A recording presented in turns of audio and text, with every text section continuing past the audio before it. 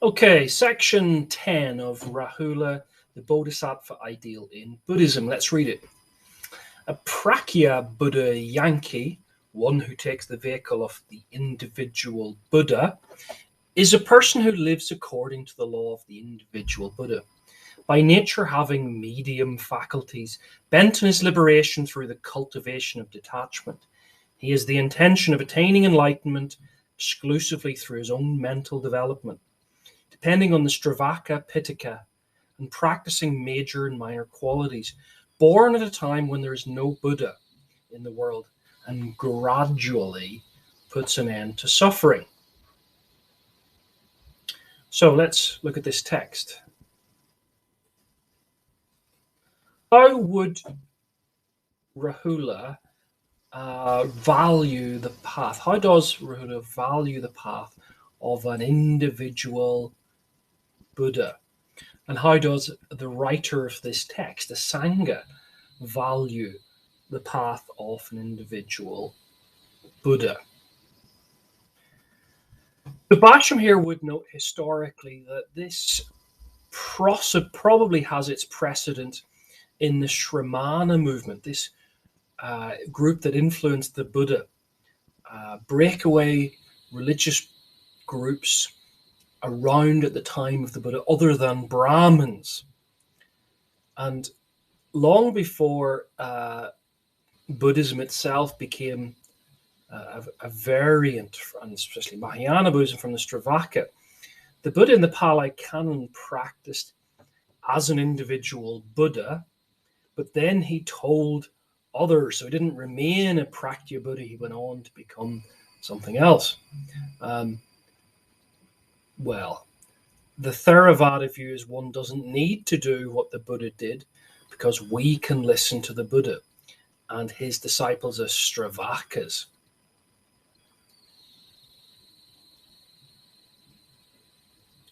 So how would Rahula, Stravaka, and Theravada Buddhists today see Buddhism as analogous to natural law or natural laws? And what would Basham think? So the lives according to the law of the individual Buddha, lives according to the law of the individual Buddha. So what law?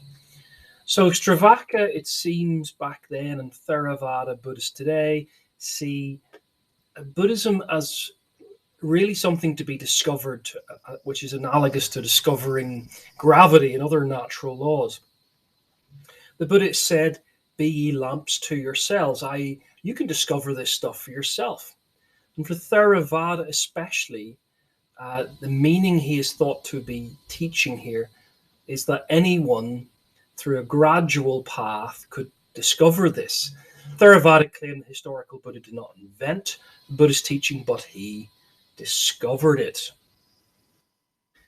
Basham, of course, would be critical and point to an evolution of Buddhist teaching. It wasn't that they were all discovered at once. That the law that we're talking about here, this law of the individual Buddha, had its precedence in the pre-Buddhist Shramana movement. Wandering mendicants, the sadhus of the Jains, the materialists, the fatalists, ascetics, and others. So it wasn't just Isaac Newton discovering gravity and then writing Principia Mathematica. It evolved, developed over time, and it had its precedence. So the precedence of the Shramana movement and their ascetic emphasis just bleed through, it seems, to the Pali Canon's Buddha's own emphasis on solitude and jhana meditation. That the Stravaka would evolve into the commentorial Theravada of Buddha Ghosha. Basham could show how discontent with this view grew in the Sangha in early pre-sectarian Buddhism. How the perfection of wisdom analogy of the family in the forest and the lotus burning house and other parables exemplified how this contentment or discontentment with such an approach blossomed into separate institutions and divergent beliefs and practices. So his reference to medium faculties, just another ad hoc homonym rhetoric of a Sangha that Rahula is quoting, an attack on the ethos, the credibility of the Hinayana by a Sangha, the Mahayana polemicist. Well, it's not just another ad hominem, it is an ad hominem, suggesting yet again that this stupid Stravaka who haven't, like Nargajuna, had a visitation from the sea serpents to get the perfected wisdom, or like the 500 arhants in the Lotus Sutra on Vulture's Peak, who hear the Buddha who comes out of heaven to teach them, give through a sort of religious experience, who reject the Buddha's later teaching, but the Mahayana are the ones who stay at Vulture's Peak and learn from the Buddha in the Lotus Sutra.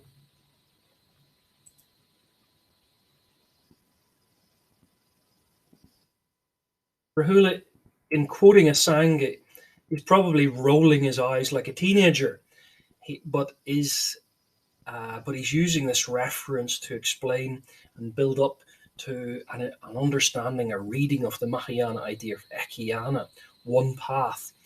And his claim will be that the Stravaka, Sangha would say that Stravaka's only got halfway to the true goal, and the Lotus Sutra's parable of the magic city. Well, that's the Mahayana idea. Well, Rahula's going to do something different with that. So how far is intention important to a Sangha and Mahayana and Rahula and Theravada? We talked about liberation and the cultivation of detachment. He has the intention of attaining enlightenment. Intention is all important in Buddhism. The second of the eightfold pathways is right intention. And while the Mahayana would label such a goal as dualistic and delusion, that Nibbana and Samsara are the same in the end, Rahula would disagree. The intention to get there is a good intention, is a right intention. Hence, Mahayana don't really emphasize the Eightfold Path. So what is the polemically loaded significance of the word exclusively? Exclusively. The reference here is to the individualism of both the Prakya and the Stravaka paths, and as it's described, but only in brief, which is only then rejected in the Sangha's sacred text, his Abhidharma Samayukya. And other 4th century Mahayana texts espoused the better Mahayana path, the more perfected Bodhisattva ideal, and the vow that first emerged in the 8,000 verses, 100 BC, the polemical parable, metaphor of the hero being one who leads the whole family out of the forest, samsara, and not just finds his own way out and doesn't tell anyone.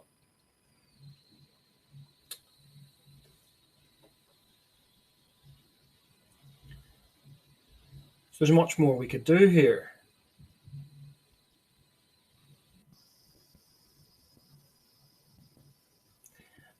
Mental development, bhavna, cultivation, the right qualities of mind are essential. The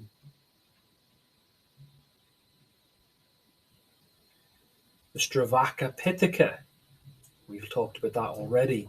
The text that only is used by the Theravada or the Stravaka. Practicing major and minor qualities. Well, again, we've talked about that the marking of the Buddha and the evolution of that mythology alongside the disputes, debates about what are the right paramas or paramitas. Born at a time when there was no Buddha. So, not sure that this is really accepted by Mahayana. there doesn't need to be a Buddha because we're all Buddhas in a sense, but no Stravaka Buddha. And gradually puts an end, to suffering or dukkha. So these are well-known other things we could comment on in this passage, but will not. So that was section 10.